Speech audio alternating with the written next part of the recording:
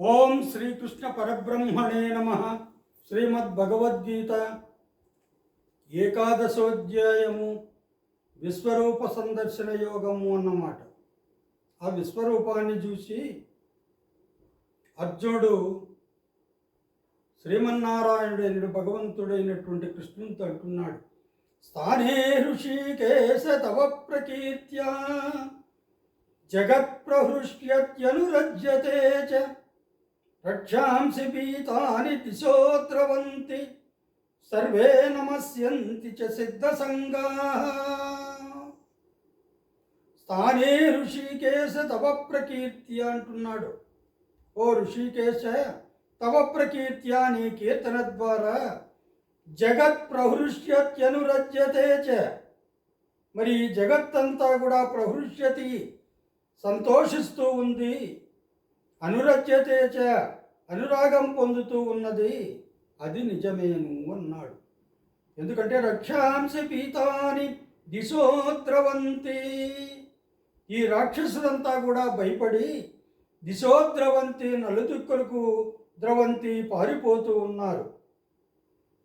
Survey నమస్యంతి చ సిద్ధ సంగాః, రాక్షసులేమో మరి నీ యొక్క తేజస్సును చూసి పారిపోతూ ఉంటే ఈ సిద్ధులంతా కూడా, అంటే దేవ సంతతి అయినటువంటి వీళ్ళంతా కూడా, సిద్ధుల సముదాయాలన్నీ కూడా నమస్యంతి చ నమస్కరిస్తూ ఉన్నాయి అన్నాడు.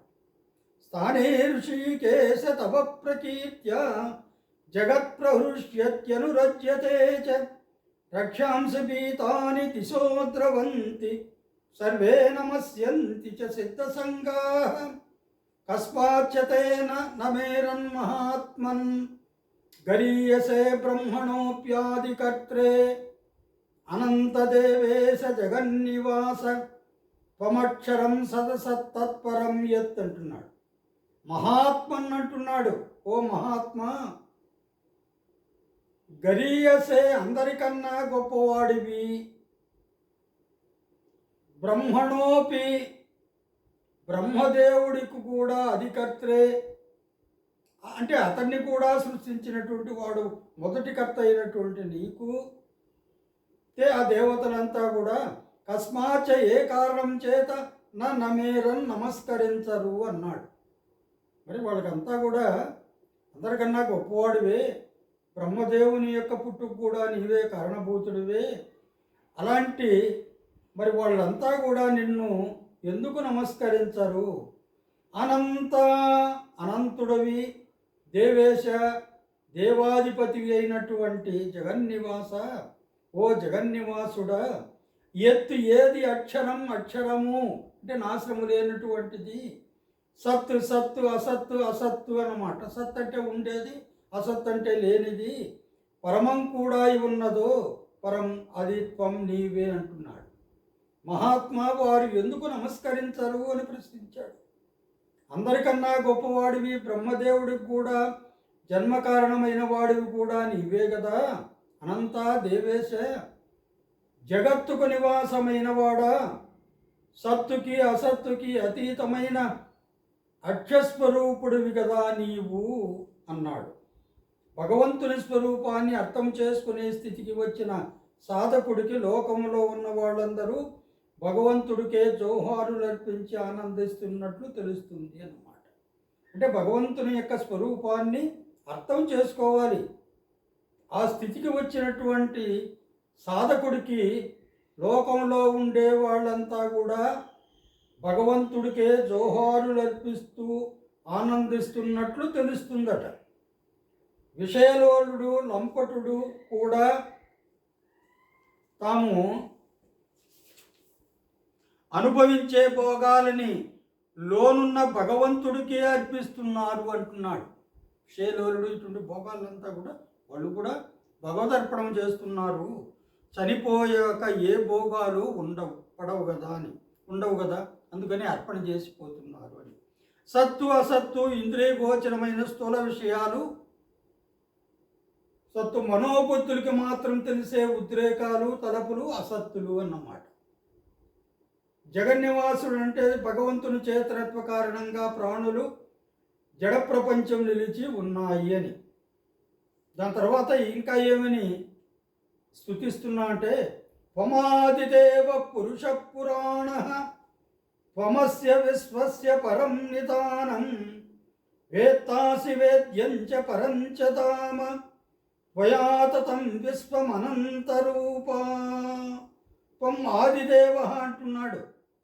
ఓ పరమాత్మ, నీవు ఆదిదేవుడివి, పురాణ పురాతనమైన పురుషుడివి, త్వం అస్య విశ్వస్య పరం నిదానం, ఈ సక్రమైనటువంటి ఈ విశ్వానికంతటికి కూడా నీవే నిధివి, వేత్త ఈ విశ్వాన్ని తెలుసుకునేవాడివి కూడా నీవేను, వేద్యంచ తెలియపడవలసిన వాడివి కూడా నీవేను, పరం ధామంచ పరమ నిదానివి కూడా అవుతున్నావు, అనంతరూప అంతులేనటువంటి రూపం గలవాడా, త్వయా నీ చేత విశ్వం సమస్తము తతం వ్యాపితమై ఉన్నది అన్నాడు. ఇదంతా కూడా పరమాత్మను యొక్క స్థుతించేటటువంటిది అన్నమాట.